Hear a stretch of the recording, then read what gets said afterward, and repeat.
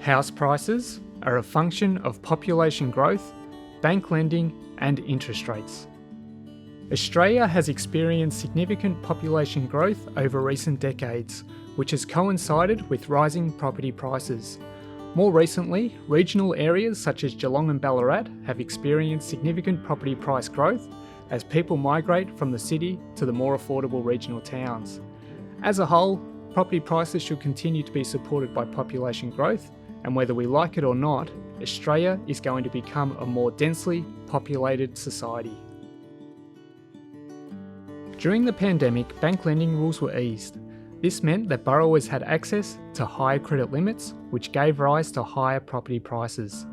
These lending rules are now becoming stricter, which is resulting in falls in property prices.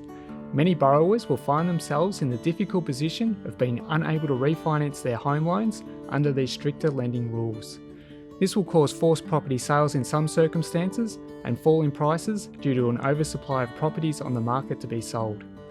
Expect these conditions to last for some time until banks extend the duration of home mortgages from 30 to 40 years. Under the longer duration of 40 years, people's lending limits will increase once again, which will free up the ability to refinance. This is exactly the conditions that banks have wanted, as it keeps borrowers with higher debts for a longer time. Once mortgage durations extend, the property price cycle will recommence. Higher interest rates lead to reduced property prices as the opportunity cost of being invested in a lower risk fixed interest option becomes more attractive. Furthermore, the cost to borrow is increased during times of higher interest rates. The community needs to understand that recent interest rate increases is really just resulting in the normalisation of interest rates. It's simply a case that interest rates were so low that they now seem high. Where interest rates go from here is anybody's guess. In any case, property investors should never put themselves in a position of being under pressure from a cash flow perspective.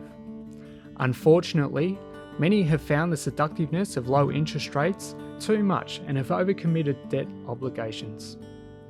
These obligations are now coming to a head.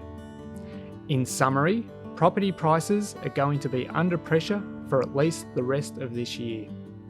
While population growth will support prices over the long term, the immediate debt concerns and higher interest rates will cause falls until the popularity of 40-year mortgages rises.